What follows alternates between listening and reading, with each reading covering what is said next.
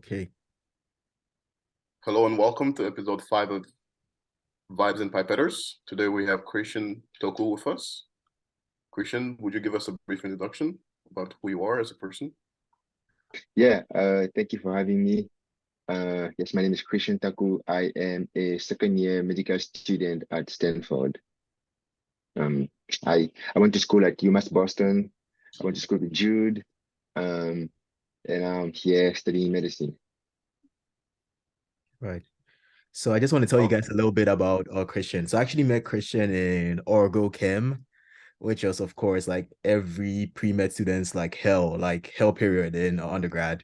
And Christian was like an OG. Like, I heard of him through like teaching, tutoring other students and everything. I was like, wait, who is this? Like, who is this person? And I got to know him through that. Also heard about other great things he does on campus. He was the president of the Phi Delta Epsilon Pre-Med Club at UMass. Um, very well respected, very well known. And Christian was super proactive in UMass Boston. He ended up um undertaking multiple research activities, both at UMass and at MIT. And it's now at Stanford as a medical student in his, I believe, second or third year. Second year. Second year. Great, great, Mhm. great, great. So the first thing I really want to talk about is like tell us a little bit about your upbringing. Like I know you grew up in Cameroon and all that, and talk to us a little bit about how like your time in Cameroon influenced your decision to pursue a career in medicine and research. Yeah, I grew up in Cameroon, so from year, I would say maybe 1 until 17, I was in Cameroon. I say from year 1 because I was actually born in Senegal, but my family is from Cameroon. I'm from Cameroon. oh, that's cool. I spent like a couple of years in Senegal. It's Yeah. nice. Where, Oh, Dakar? nice. Dakar, that's where I was born. Yeah. Nice. Yeah, I don't have any memory from there Any though, because memories from? Like born in I Senegal. only So spent like, were you born in the capital, like Dakar? yeah, Car, okay. Oh, whoa. Cool. Cool. yeah, that's my fun fact. I grew up in Cameroon, so my family, both my parents and three brothers, no sister, to my mother's Spain. Um, so in Cameroon, I was I was interested in medicine very early on. I think I remember the day I went home from primary school. I think it was probably like first or second grade. I told my mom, I know what I want to do. I want to be either a doctor or a teacher. And then she said, be a doctor because being a teacher doesn't pay. Um, So it's all she about the was, money, right? It's all about the money. yeah, I mean, African parents are like that, they always just want to like, yeah, drill like making money into our heads. And the way they think about that is like three professions: lawyer, engineer, and doctor. exactly. Really That's how it think goes. legit. But I think eventually she would have supported me if I wanted to be a teacher anyways. But I was also very more interested in being a doctor. I think my father was a OBGYN, and I just thought that bringing life into the world was just the best profession ever. There's nothing better than that. Um, so I kind of wanted to be like him, and I was going in a place where we felt sick all the time with malaria. My friends got typhoid and dysentery, and it was just like so familiar, so common. And I just felt that my life would be about health, right? Improving the health of people around me. At the time, research was not an option because wasn't really an option where I grew Cameroon. up in Cameroon. Yeah, there's some research happening. I'm aware of that now, but when you are a student, that's not really something No. you have to. Um, I knew that I was interested. I was curious about sciences when I was going through classes. So I had that interested mind and that curiosity, but um, in my head was being a doctor, being a doctor, being a doctor. And I eventually came here to the US, and that's when I expanded my horizon. And I've been interested in medicine and some research. I'm curious. What attracts you to science? You mentioned you were you came to after first grade or second grade to tell your mom you're going to be a doctor. What was like what happened like previously? Like what happened on the way there that makes you say, or So I think it was probably because I was being taught by a science teacher at the time. So, and I was very inspired by her. And I really like the science, right? And to me, when you grow up in Cameroon, if you like science, you end up in medicine okay. or maybe engineering, but that's like if you like science and math mostly. So it was a mixture of the influence I had, but also a narrow mindset of like science is medicine, mathematics is engineering, and Okay. like literature, culture is lawyer. Um, so because I like that teacher, I thought I would either be a doctor or I would be a teacher. Like, so it's the Sure. mentors in my life. Yep. No, I mean that's awesome. And I just want to expound on that, like actually give a maybe just a learning point. Like I think with everybody, right? With every like great successful person, it's really like the little like I don't know, experiences, like foundational experiences with their mentors that they had in their initial stages, which like shaped them to who they are. Like, who knew like, a teacher back in this is primary school, right? Primary school in Yeah, Cameroon. Yeah, who knew yeah, a teacher would like, like really influence you to be who you are today. Like, I mean, imagine you go back to reconnect with this person and talk to her, him or her, and about like who you are right now. Like, I bet that person would be like way more than proud, way more than yeah. proud. I think that's a point that I want everybody to like, stick with and learn. Like, um, regardless of whatever like I don't know stage you are in life, just like look for people who are inspirational, people like in the path where you want to go, and like just learn from them because they could tell you or teach you something which you could stick with, and that could like boost your career and take you to the next level. So it's really all about the little things, the little conversations, the little mentoring advice that you get from like people who are ahead of you in the field or in the path that you want to be on, who can really like kickstart or um catalyze like your path to success. 100%, 100%. Mentorship is So key. key It's key. to It's actually necessary. whatever you're doing. I haven't heard of a successful person who didn't have a mentor, who like did it all by himself or herself. Yeah, Yeah. yeah. Was so you're talking about mentorship. Was the first time you came here, that was in Stanford? You mentioned something about the MIT research program. Was that the first time you came to the US? The first time I came to the US, I actually spent half a year learning English because I could read, but I couldn't really speak um, English. And then I went to UMass Boston. Yeah. Is And it that was where at you met UMass him? Boston. Okay. It was at UMass Boston that maybe during my junior year that I did an MIT summer research program. Yeah. Yes. I want to talk to you more about that. You did an internship with the Sharp Lab, and I believe it was Yeah. in some infectious disease like HIV research. Actually, it wasn't infectious disease, it was genetics, mRNA, microRNA research. Okay. Okay. Yeah. Talk to us What about was it about? Like, that. what were you guys trying to do? Yeah. It's like you're So gonna make me remember that.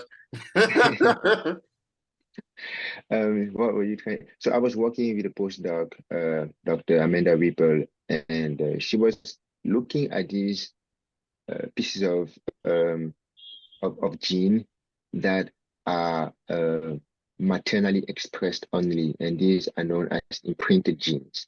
Um, so what she had found was that it wasn't just her, but like a lot of literature had built up on the fact that these imprinted genes that she was focusing on um, were important in regulating neuronal function. They are seen in mice, for example, that deletion of that gene would lead to anxiety and trouble accomplishing tasks. And there's actually a famous gene known as GP3A that if when there's a mutation in that gene, depends on how the mutation occurs, leads to the condition of Angelman syndrome, which is um, people are characterized with intellectual instability, Okay. intellectual instability, deficiency, and they usually look like they're smiling a lot, and that's what they call it's called Angelman syndrome. Yeah. So, anyways, we're interested in studying those genes, really understanding how the expression works, and characterizing the function through molecular pathways and all that. Yeah. That's cool. That's really cool. How So was your it was- mentorship like? Oh, she was probably the best mentor I had. It's one of those experiences where it was so good, and I only realized how good it was after I left it. You know, it's she was that's really incredible. things in retrospect, so that's fine. Yeah. So, and I stay in touch with her until today. She's the way it worked with her, she like very organized. She plans her day maybe from 9 to 11, and she does the experiments the rest of the day. And towards the end of the day, she plans the next day. Um, and so I learned so much from her, from like how important it is to plan your day. Like it's so key. You can't imagine people like when you don't plan your day, how it just throws you off track. And like just the way she thinks about science, the way she thinks about approaching interesting questions.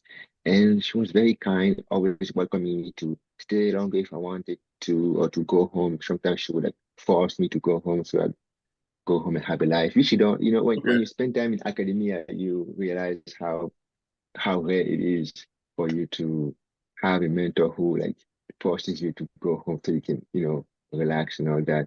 And I think I realized how great of a mentor she was. Like after I left the lab, maybe when things happen in this country, like COVID-19 or like George Floyd, and any moment of instability, she would always text me and be like, "Hey, are you okay?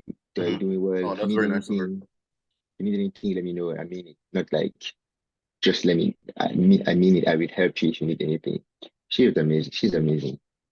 Wow, that sounds like a all around like nurturing and just a great mentor, I would say. And I can actually also like relate to this a little bit because I would say this. Your first, correct me if I'm wrong, but was this your first research mentor ever? She was my second actually. My first mentor ever was also good. I really like him too. Okay. But she was my second. Okay, cool. I think what I've come to find in my conversations with like people in our field, like aspiring scientists and or aspiring scientists, is they are like initial like their first mentors like really like carve out like their ideologies and their mindsets in like their field. Like I can speak really for myself. My first mentor who was this postdoc UMass Boston, he was a very dedicated person. He was married to science and he would stay like sometimes actually days on end. Like there was one time he stayed 3 days on end in lab. I mean, take it if you will, if it's good or bad, but at the end of the day, he was very productive. He also was a very caring person, like would always check up on me if like I don't know, there were moments of like things I came in like maybe with a with a bad mood. I had like some type of like issue with like family or something. He'd always check up on me. And at the end of the day, I kind of like learned from that and apply that to like my apply that at the time I was a mentor to other people. Like when I was a tech at in different institutions at UMass Boston, at Beth Israel, and even during my time in graduate school, I don't always I make sure to be an all around kind person to whoever I'm mentoring, and Yeah. not just sort of like I don't know, just hammer them on like their productivity in research, but just think of them as a person and consider everything they're doing in their lives. So that's great. That's great. That's great to hear that you had such a good. Yeah. You don't Yeah. always hear those experiences. Some people have initial experiences which actually like deter them from like wanting to continue on their path. So I would say for anybody who is like just starting like a research or medical career, like um look for good mentors, look for people who value you as people and not just as like a number, as a statistic in some sense. I think that's a learning point from this. Yeah, I wanna I guess second that point. I think it's very important, especially when you start in science, because the mentor really shapes how you view science, right? The mentor, like no matter how good the science is, if you have a bad mentor, you just break it. If you have a good mentor, even if the science is not sound, you have a good time.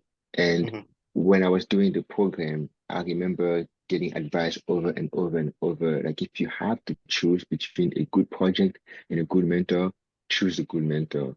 Like, and I Agreed. can't like emphasize that Agreed. anymore. Yeah. 100% agreed. Yep. 100% agreed. So we've talked about a lot of different interests. We talk about the research interests, talk about the medical interests. I'm interested into what are your interests outside of those two? Like what do you do? Mention you're in the form that you do a bit of video gaming. Hmm. What games do you play? I'm curious. Yeah, when I have free time, I like how he's like when I have free time. Well, what do yeah, you play? this quarter I haven't had much free time. But when I do have free time, I only play one game. And the reason I play one game is because if I play more than one game, I will get distracted and I won't be able to study. So I You sound play like a you're trying to game. convince us. I play a game that I can like put down as soon as after 20 minutes. I play Apex Legend. I don't know if you Oh, know okay. Apex. Love that. Yeah. I'm Okay, on who's that your too. favorite character? Yeah, I like that. It's a battle royale Yeah, multiplayer shooter, first person shooter game. first person shooter game. Yeah, I like it. I like the Nice, tactical abilities. nice. That's what I do.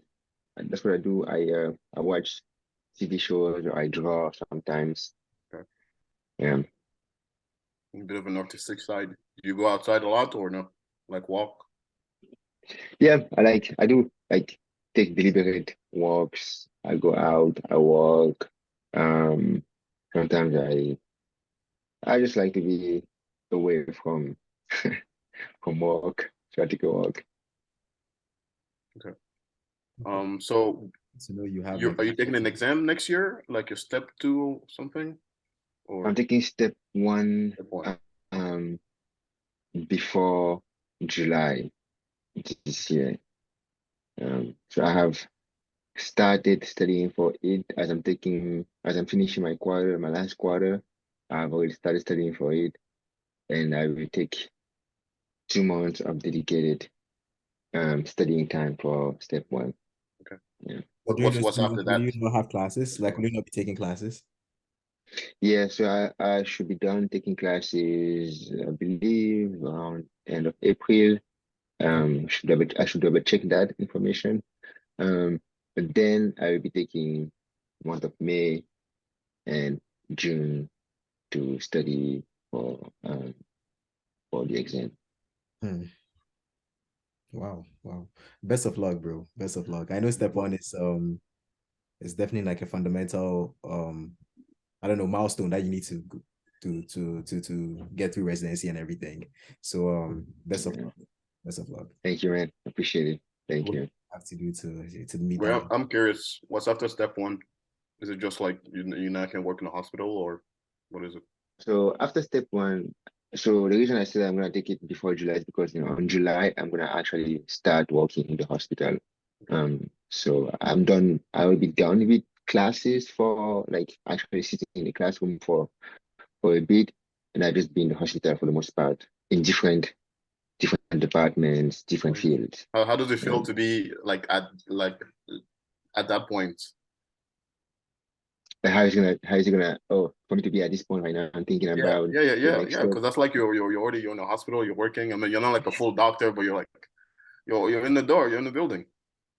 Yeah, the thing is that so hopefully after I finish studying for step one, I have a lot of knowledge so that I feel confident to be in the hospital.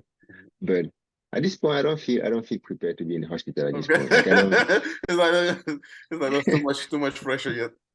I don't know most things right now. So I think it's exciting though. I would like to know what it's like to be in the hospital in different fields. Yeah. would you say it's a process that you would have to take like day by day? Of course, like with every single day, you learn like different practices and all that, and all you have to do is improve upon them day by day. So Yeah, that's what it's like. yeah, cool. Okay. What once you have your degree, ideally, what do you want to do with it? You want to practice? Do you want to practice here in the US, or do you want to go back and practice in Cameroon? Yeah, once I have my degree, I will practice for sure. I find that I really like the practice of medicine, so I will be a doctor for for a while. Um, Now the US or here, I always say that I'm not entirely sure because things change in life. I do think that I might end up practicing here, but uh, my objective is to have projects involving Cameroon, Okay. improving healthcare or education in Cameroon. Yeah. Like as an organization, or just you during your summer break, take your bags and go some class in Cameroon and just like say, "All right, kids, we're learning about HIV." We're learning about So I know people do that. That's not necessarily what I'm planning to do.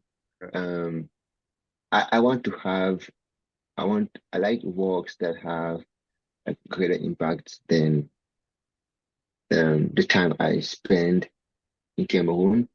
So something that I have in mind would be like either working with um, public health professionals in Cameroon on like trying to serve as a bridge between um, like a place that has a lot of infrastructures, which would be where I work. Say I keep working at Stanford, right? Trying to find a way to bridge um, Those two that gap, organizations yeah. together. And knowing that if you think about infectious diseases like COVID-19, it can start anywhere and then end up here. Mm-hmm. Um, so trying to be able to support like my home country in a way that's also beneficial to um, The US. the US or the rest of the world, yeah. 100%. I definitely like share those same visions, building up like healthcare and educational infrastructures in not just in my home country but in West Africa, because we are definitely underserved in these fields. I mean, correct me, I don't know too much about like Cameroon and Senegal, but with Ghana, like all the hospitals are sequestered in the capital. So like basically the most of the country is like underserved in terms of like healthcare needs. Most diseases are like most preventable diseases, like get the best out of people, and it's really sad, and it's something that's very avoidable. And I definitely want to like contribute my time to like mitigating those types of like unfortunate outcomes. So yeah. Yeah, Have you same guys message. ever, have both of you guys ever talk about making a project together or no? No, I really didn't know Christian had these interests. So this is very great to hear. We're gonna talk more for sure. We're gonna talk. Yeah, yeah, yeah, 100%. I have a few friends here too who have similar interests in Africa too. So I think just keeping in touch, having those connections now as we get, because right now it feels it feels far, but it also feels difficult to achieve. Agreed. At least for me, because Cameroon is also a French-speaking country majority. Um, so there's that gap of language that needs to be filled before I can even make any intervention. So it feels very far. So for me, it's like I really want to have connections with people who are like very like-minded um, at this point, so that when if they have any idea, any project they're working on in the future, or if I do, then we can find a way to work together. All right. Great. I'm definitely open to like meeting like these like-minded friends, and let's make something happen. Let's definitely make something Yeah. happen. I think these things should be happening. They should happen in concerts, like not like isolated to different countries. I really I'm of a it's an aside. I'm gonna digress a little bit, but I have a Pan-Africanist mindset, and I believe that we have to come That's together to build a that's the country. Kwame Nkrumah in you. Exactly. Exactly. As they call me Kuma in you. Yeah, I agree with you. I agree with you. Yeah. Okay, so who would you like to like thank for your successes like at this point in your career, and like why? No. The list is long. So obviously I would thank my parents um for everything. I think I had a relatively uh good childhood. Of course, it wasn't perfect. And I can talk about everything that I lacked, but essentially essentially I had education and my parents Yeah. put that first, right? And I had food. They made sure that would happen. When I fell sick, they provided health. Somehow they did. Um, so of course I would thank them. Also, they inspired me a lot. Like when I think of people I want to be like, I think of my parents first. Um, Also, I want to thank all the mentors, all the teachers that I've had, from my first grade teacher to my 12th grade teacher in physics, who like that guy who he taught me how to study. That's how I describe him, like how to sit down, do the work, do practice questions until you are very good. That's what he taught me. Um, his name is Mr. Elomo. I want to thank him too. Um, What a shout out. every just a few shout out here and Shout out, there. Mr. Ado. Everyone, If you're hearing yeah. this, shout out to you.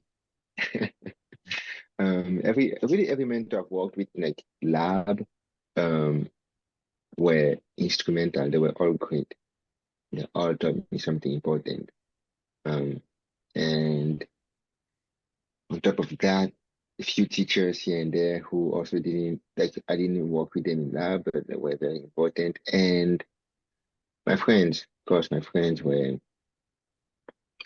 instrumental into getting where I am.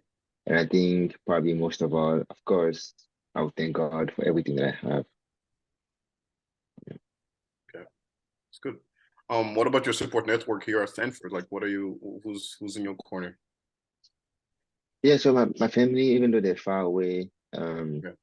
I talk to them and they support me. They're confident that I'm fine. Make it You know, through. I think they're fine too. Pray that they're fine all the time. My younger brother actually somehow magically also ended up here in San Mateo, so very close by. Oh, that's cool. Um, so like I talk to him all the time. We chat. I play video games with him. So Big brother building time. that's yeah. It's very nice to have family Mm-hmm. close by. Mm-hmm. Yeah, that's great. That's great.